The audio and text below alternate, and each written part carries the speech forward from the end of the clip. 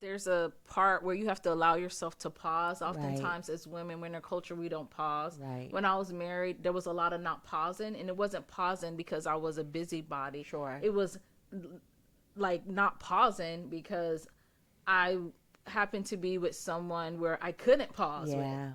It's really about coming to the terms of realizing like you are blessed because you got to know what was going on with your body. Yeah. And then now, instead of denying Right. it, you're like, okay, I'm going to embrace what has been told to me. Right. And I know that if I am gifted to discover this and to make that choice, then I'm also gifted to survive it. Here we grow again. Our hearts on the mend. What I want is what I want is what I want. Soft spaces. Welcome to Softspaces Podcast, where I share a little bit of me to connect with a little bit of you so that we can create a community of wholeness together where our unmuted, unfiltered, authentic voices can find healing to thrive in every area of our lives. My name's Yolanda Lewis, and I am the host. And I'm so super excited because today, as you can see, we're doing something a little bit different. I brought my friend on here, Dr. Patrice. She is amazing, and you're going to just love her. So, Patrice, welcome. Firstly, welcome. Thank you for having me. Yeah, of course, girl. We're going to have conversation like we normally do. And before we get into it, please tell the people more about you. I always like to start a little bit differently in the sense where I'm a mom, I'm Patrice, but the extensions of me, so Patrice as a person, is I get to serve my children as they grow up, my 17-year-old and 11-year-old. I get to serve my patients as a family nurse practitioner. I get to serve my students as the founder and CEO of the MP Student Enterprise. So that is me. And then, of course, last but not least, I get to serve my God through all the ministerial gifts that he's given me. I love it. I love it. And, you know, like I said, she bad. I mean, if I was to summarize it in a sentence, she bad. And that is that. And I'm glad you're here. I'm glad we're friends. And I'm Likewise. glad we are talking. And today we're going to talk about a really special topic. We were having conversation just the other day, and it spun off into, you know what, we need to bring this to the greater platform. We were talking about body image in summary and where our first impressions of what our body looks like and how we should feel about it comes from. When it comes time to actually heal the misconceptions, the trauma that's affiliated with looking in the mirror at our body and just going out in public and trying to be confident, we always tend to focus on the outside versus going internal. So internally, as young women, our bodies are, how we feel about our bodies is a reflection of how the women in our lives feel about their bodies. That's where it starts. I'll give you an example. I remember walking into church. It was my husband, my two sons, and they were super little at the time. And we're walking in, and hubby says, all right, to our oldest son, go stand next to your grandma, because the way that I dressed was not like a woman my age. And it was our personal joke, and it was very funny. He was not insulting me. It was a reminder. And my husband has a really funny way of reminding me of who I am when I forget without making it a thing. And this was one of those moments. And we laughed about it, but it really centered around, I had got some hand-me-downs and it was just no big thing. My mentor, she lost weight and I found it. And so she gave me the clothes and I looked older than my age. My face was young, but the way I carried myself was old because I thought that that was how you're supposed to do. That was what I saw. Understood. Cover it all up. And I believe in modest apparel, but Yeah. cover it all up to the point of hiding Yep. and just really not be excited about what you got. Correct. Have you had that experience? I've had that experience. It's actually where you end up dimming your light. And part of that light is your aesthetic appearance. A lot of people don't understand, especially growing up in the church.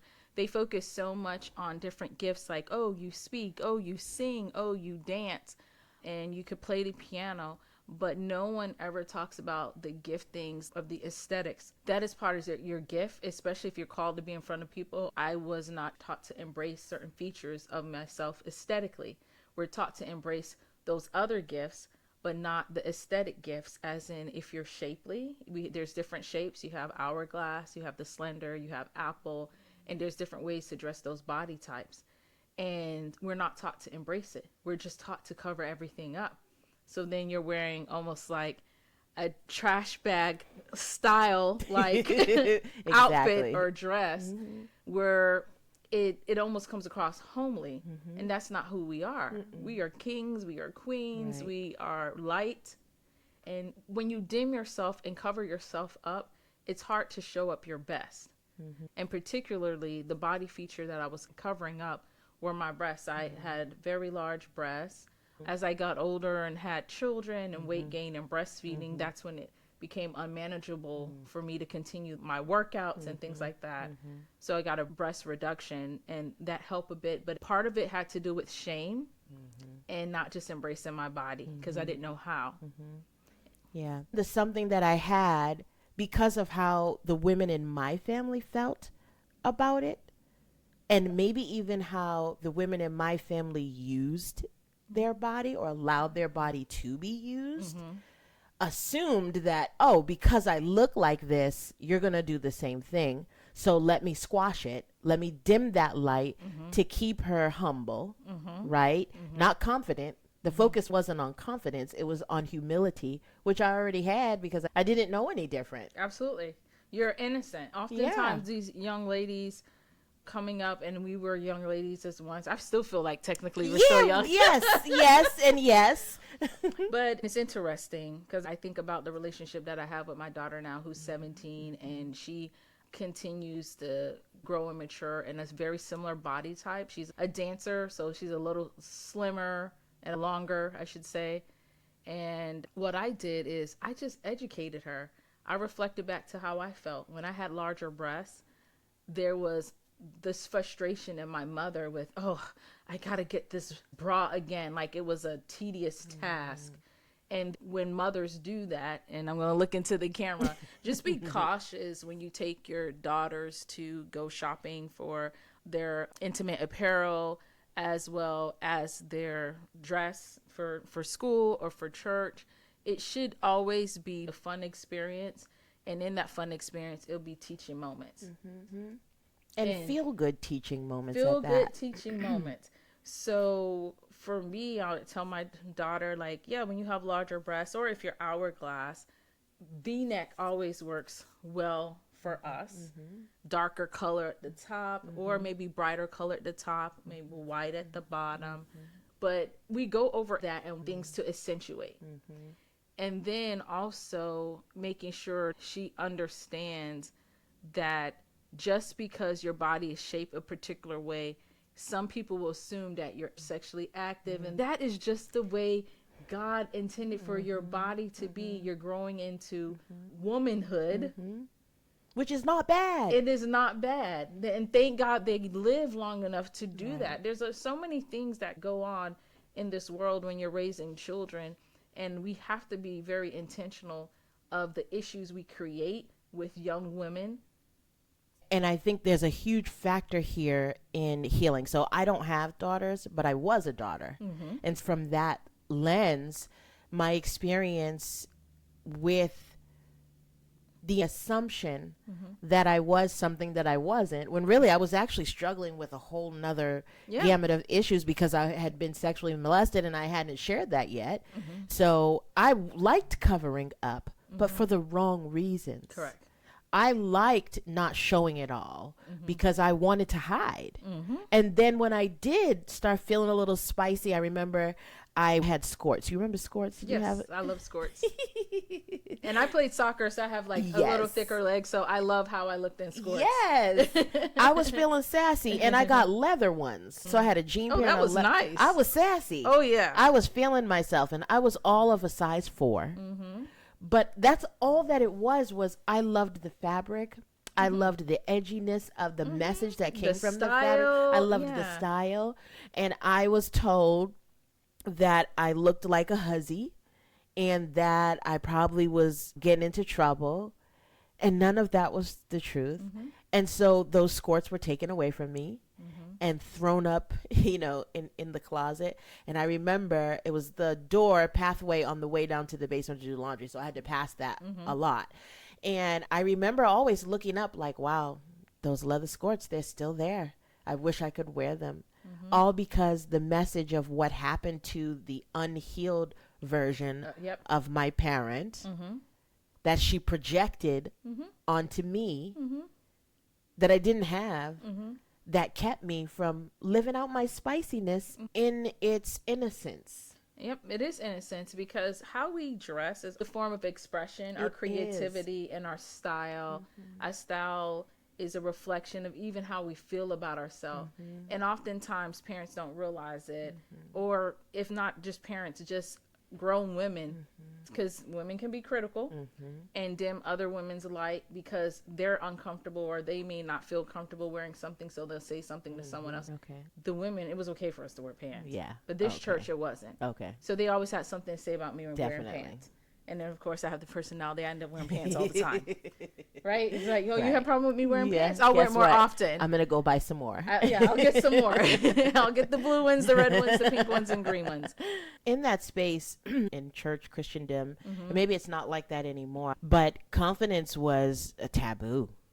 Yes. If you're confident. You lack humility. Yeah, and that's crazy. And when you don't embrace who you are and all that you have, you tend to accept less than what you deserve.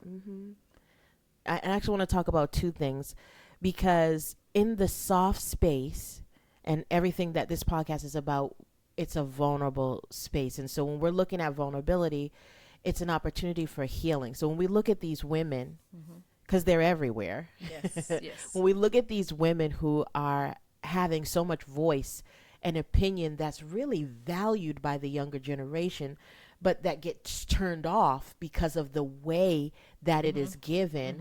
Where do you think the gap for those women who first reaction is up, too much of this, too much of that, she's probably fast, hussy? Those are just some of the things that I heard. Ooh, well, you and I both know that there is always some level of trauma that's attached to it. And that level of trauma, of course, is individualized.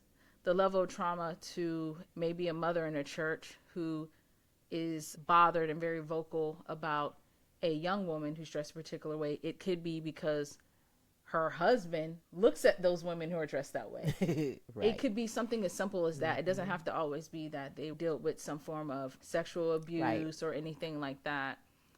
You have to go through some form of transforming the mind, and from the mind, you transform the body. So those women have not had the time to sit down. It takes a lot of work. It's a courage to actually sit with yourself and quiet, and whether you go to therapy or whether you journal on your own, to get those things out and say, man, I don't feel good about myself, because that's really what that is saying. Right. I do not feel good about myself. When someone points out something about you and there's no validity to it. For instance, if I came on the show right now and I had a bikini on, then you'll be like, yeah, Patrice, like you look good. You look good, but however, it's a different occasion. For this show, we're gonna need a blanket. Yes, it's a different occasion. So that's different, right? Because there's a validity to it, right? And that validity is different time, different place. Like, man, this is awesome, but let's wear that at the beach when we go next time. And so that's totally different. Right. They're not seeing my spirit. And that's when it becomes a problem. And I think to the point of time and place, that audience could argue, well, the time and place for church Correct. is not pants. Correct. Right? They could argue that. Uh-huh.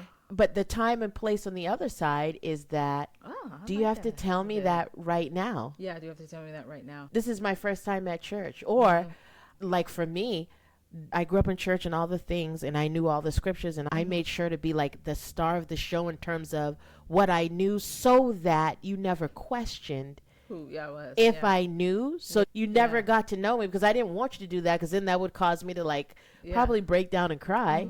And so to avoid all of that, I made sure to be on my A game, so you never approached me. However, in that space of time and place, to tell me my skirt is too short, hey, let me just get you a blanket. Is that really the time and place to do that? Or is there opportunity to minister to me and pull me aside and let me cry on your shoulder? Yeah. This whole event of healing, it's a cultural thing, because the generations before us, even the one immediately before us, so we're X, so like boomers, they don't talk about stuff. And definitely the generation before them, they definitely didn't talk about there was no healing of what? I know to this day that there are grandmother status persons that go to the grave. Yeah. That generation is not comfortable with being uncomfortable. No. We have had that opportunity to do that because of the simple fact that genetically we've carried, and spiritually we've carried so much of their shame and burden. It was almost like we were the generation where we're just like, enough is enough. Like, you're a liar, you're a thief, you're like, we're just like, we're venting. Right. But when we're venting, and what it ends up being is a huge reflection, it's almost like holding up the mirror to the vampire. Yeah. They are having a meltdown. When you do that. People who are healed always delivered well, because they are comfortable in their own skin. So because they're comfortable and they speak kind to themselves, they're going to speak kind to other people. Right. So I'm pretty sure you wake up in the mirror just as most other my friends do, and I shouldn't assume, but do you? I do. I'm happy to look at and see what I see in the mirror. And I'll give another story. So I had got really sick. Well, this happened twice. The second time was after my hysterectomy. I had a full hysterectomy, and we'll talk about that too, because that leads into body image and how you embrace yourself after big changes. However, after that, I became allergic to stuff that I was never allergic to ever before. And one of those things was fish. It was tilapia. I had tilapia, and my face blew up. I literally looked like an avatar, like the blue people. And I remember praying, God, I've never been vain before about my face, but if you'll just give it back, I'll be so grateful. Exactly. I'll be so grateful, because I actually like my face. This face of swollenness and like my eyes like did different things. Like, I don't want this face. Like, look, love your face, right? Yes, love the one you have. However, for me, that wasn't my face. I didn't want to look like that. So I was so grateful. Now, fast forward to now, I really show that appreciation and gratitude by the way that I care for my face and my body in general. So let's swing around and talk about when your body changes. You mentioned about the reconstruction that you had. And I talked about my hysterectomy. I'm also having, and you'll hear more about this later, but prophylactic double mastectomy. And as I'm preparing for that change, and it makes me feel a way even saying that out loud, as I'm preparing for that change, it's a lot. It's a lot, and you have to remind yourself with kindness, with grace, and with honesty that it's going to be all right, and you're still going to love yourself even after all the changes. Absolutely. And you may love yourself even more. Yeah. When you decide to take that step as having a prophylactic surgery, that's a representation that you do love yourself. And you rather confidently say, let's remove this, than be forced to have it removed. What happens is you're walking in your power. Right. A lot of times where most of, especially women, are stripped of things, and the stripped of things could be in a form with my story. I was married 17 years and getting divorced and having something, just all these things taken away and losing, versus a lot of it did get to happen on my terms. And because it happened on my terms, there was a level of peace with it. And that's the same thing when I had a breast reduction. There was just so much going on at that time. And there are times where I'm like, man, I wish I would have understood more of the options and would have had a lot of more peace with myself. Yeah. And then I would have waited until after I had all the children versus that's what I would have done differently. Right. I would still have had a breast reduction. Sure. I just would have had it at a different time. Sure. That's the only thing that I would change about it. Because if you can, I'm a believer in breastfeeding your children. I know some women can't. Yeah. But I did that because of so much of the immunities that they get. Right. They get a lot of the immunities. It was a decision I thought about, but also the age that I did it. I was still in my 20s. Okay. I probably could have waited. And also with time, the surgeries became more advanced. Right. Even though my physician was just like, oh my gosh, who did your breast reduction? They did an awesome job. Right. Yeah. Like it's funny. Every time I watch Little with Regina Hall. Yes, I love that movie. And she was just like, where are my teardrop bows? And so what happens is that is a part that I get to embrace. It's like, oh my gosh, I'm in my mid-40s and I still have this perfect teardrop because of the surgery that happened in my 20s. Right. He made them so perfect. I love it. Yeah. I love it. And it's interesting because I didn't know how to feel about it until I went in for an annual physical exam, and he was doing a breast exam, and my physician was just like, wow, whoever your surgeon was did a good job. He did. So I left that visit feeling really great. Almost like, hey, like, let's let him out. Exactly. But prior to that, there was still, even though it was in something that it was intentional, it was a surgery that oftentimes some people don't understand like the difference, and I'll explain it. You have elective surgery where you opt to do it, and then of course the other types of surgeries. And so I still felt a little uneasy because I felt like, man, he brought me down to this, and I wish he would just brought me down to that. And I would have felt a little bit better. Right. And I didn't have that much peace with it until a couple years later with, having the breast exam, and then the doctor compliment. I'm like, thank you. And it wasn't an inappropriate compliment. Of course. He was literally looking at the incision and checking things and explaining to me, because sometimes when you get breast reduction, there is scar tissue.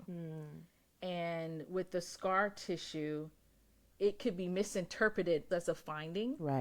And so he had to make sure that everything was benign. So of course, one time it was too small, so I got fat transfer. And so I got the fat transfer, took fat out the back, and got a cosmetic surgeon to put it in my breast to make it large. And it did help a lot. And the goal, what happens with fat transfer is adipose tissue really, over time, you gain weight, the tissue swells and get bigger. So that's how it is with adipose tissue, which is fatty tissue. And so that was the understanding. But if you do a fat transfer and you lose weight, then you lose the fat. So that it didn't take too well, but it left a lot of like lumps and bumps. And so I said a lot because there's so much details to it. And I feel that people could resonate more in the details. Agreed. And I thank you for sharing all of that, giving you space to share all of that. Helped me to calm down a little bit. I'm sure you could see I was getting worked up, and I am thankful that I had the choice, because there are women who don't have the choice. And even most specifically, my great grandmother. I'm the only one in my family, for my generation, that is built the same way she's built. And she passed away of breast cancer. I never met her, but she passed away from breast cancer, same build as me. But what put the, tipping for me was the fact that she was only 48. And so my recent mammogram came back with lumps. And I've had to have mammograms early because of my genetic predisposition for cancer and family history as well. So I have both. It's not just something that I needed to diet away. It's literally in every cell of my body that this is the makeup. However, I had to have them early, and there was nothing earlier. Now there's lumps happening. Is I don't want to risk not having the choice. I don't want to wait for that risk. And I say that to other women who may be in the same position where you're thinking about, should I have this prophylactic mastectomy, whether it's double or I don't know what the medical term is for single, unilateral. Yeah. Thank you. Okay. I'll be a doctor of counseling, not anything medical. So just in case that's you have options, right? I have the mutation, and everyone only focuses on the BRCA gene, but it's not just that gene, that mutation. Yeah. And one of them is ATM, which is the one I have, among some others. And I also have, and I'll share this just so people are aware, and I want them to feel comfortable with whatever their journey is, and that is I have the Lynch syndrome, and with the Lynch syndrome, it basically accelerates. If cancer were to arise actually in my body, it accelerates it to not only make it go crazy in my body, and I'm using lamest terms, it also will activate other cancers. So me being at risk for not just breast cancer, but anything in the reproductive area, to include the breast, I have the highest risk possible for that, which means it's not a matter of if, it's a matter of when. And so if you're faced with that decision, I encourage you to make the best choice for you. Yes. Make the best choice for you. I have no idea who I'm going to be on the other side of this experience, but what I do know is I'm not gonna not be happy. I know it's wrong and grammatically incorrect to use double negative there, but I'm choosing to be happy all the way through. Absolutely. And when you choose to be happy all the way through, no matter the experience, that resonates down into the proteins that are produced in your body and stimulates reproducing healthy cells. Yeah. Yep. But I know this is your realm, so please help people to understand the power of embracing your body, the image of your body, whatever it looks like, embracing it and speaking kind to it and positive to it. The floor is yours. There is a study, and I'm paraphrasing the findings, but in short, they spoke positive to a plant, and the plant grew. They spoke negative to the plant, and the plant died. It's the same thing. Whatever we speak, what we choose as far as our joy, the sadness, the anger, and resentment. A lot of times, mitochondrial DNA with the mom. Yeah. So we literally are manifestations of our mom's healed and unhealed parts of their cells. Because you were an egg in your mom when she was forming in her mom. And your mom was an egg in her mom when she was forming in her mom. So with that, there's a lot of work we have to do on the spiritual side, where we have to sit with ourselves and we ask for things to unfold so we could heal. And it happens all the time. Louise Hay has a book called You Can Heal Your Life. She has a story when she was in her 30s, her 40s, and she was diagnosed with breast cancer, and she healed from that, and then end up living until like 90-something years old. Yeah. Even on my way here to the studio, I felt so good. I was like, oh my God, I feel so good. I don't want this feeling to stop. It doesn't mean that everything is perfect, but I just feel doggone good.